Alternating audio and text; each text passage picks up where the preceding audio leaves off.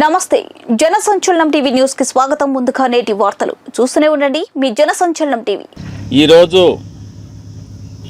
ఆంధ్రప్రదేశ్ రాష్ట్రంలో రాష్ట్ర వ్యాప్తంగా హాట్ టాపిక్ గా మారినటువంటి అన్ని కొరతలే. డీజిల్ కొరత, పెట్రోల్ కొరత, గ్యాస్ కొరత,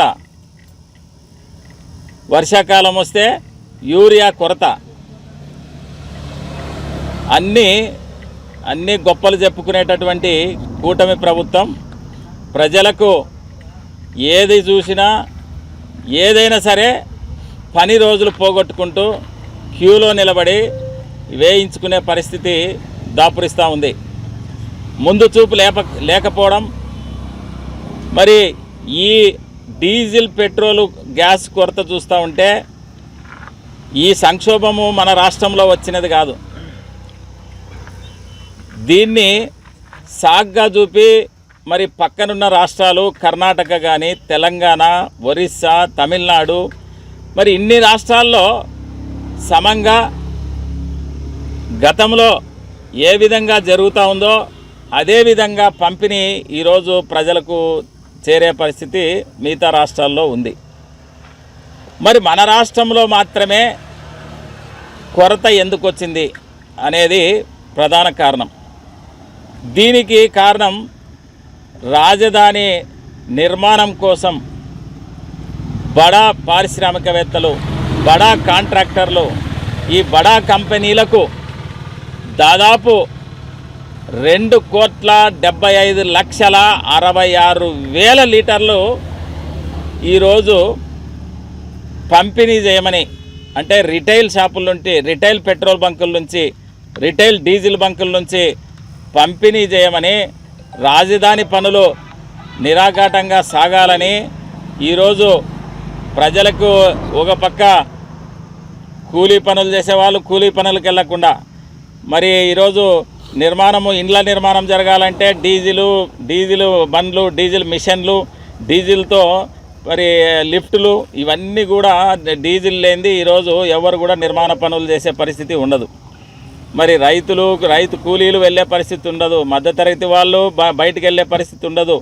ఈ క్యూలో నిలబడి పెట్రోల్ కానీ డీజిల్ వేసుకోవడానికే వాళ్ళకి రోజులు గడుస్తూ ఉంటే వాళ్ళ పరిస్థితి చాలా తీవ్రంగా దాపురించింది. ఇటువంటి పరిస్థితుల్లో మరి రాష్ట్ర సివిల్ సప్లైస్ కమిషనర్ కానీ మన ప్రిన్సిపల్ సెక్రటరీ గారు ఒక లెటర్ రాశారట పెట్రోలియం శాఖకి. పెట్రోలియం వాళ్ళకు, పెట్రోలియం ఎవరైతే డీలర్లు ఉన్నారో వాళ్ళ అసోసియేషన్కి, మీరు ఇట్లా రాజధాని నిర్మాణం కోసం పెట్రోల్ బల్క్గా మీరు సప్లై చేయాలి. పెట్రోల్ డీజిల్ పెట్రోల్ మెయిన్గా డీజిల్ ఈ విధంగా ఉండడం వల్ల కేవలం మన రాష్ట్రంలో మాత్రమే కొరత ఏర్పడింది.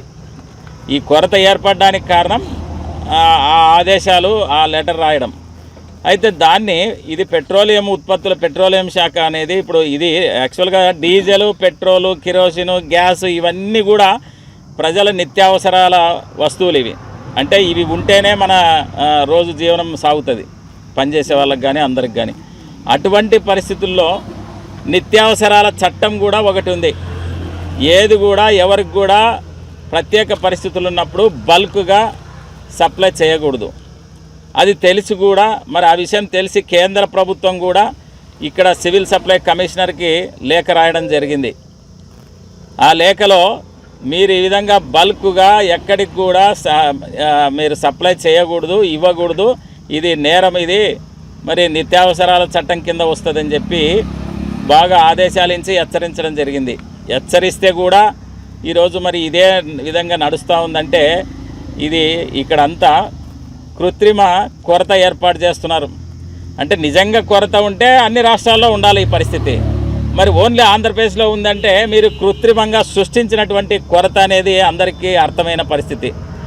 ఈరోజు మరి కూటమి పాలకులు కళ్ళు తెరవాల. ఏ ఒక్క దీని నుంచనే చెప్పడం లేదు.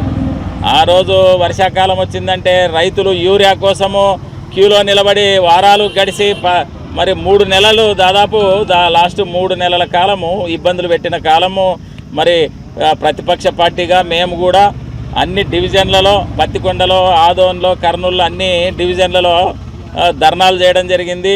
యూరియా కొరత తీర్చాలని చెప్పి, మరి ఎప్పుడు లేని కొరత ఎందుకు వస్తుందని చెప్పి, మరి అదేవిధంగా ఈరోజు కూడా పెట్రోల్ బంకులు కూడా డీజిల్ బంకుల విషయాల్లో కూడా మేము ఒక ప్రతిపక్షంగా మేము అన్ని చోట్ల కూడా డిమాండ్ చేస్తూ ఉన్నాం.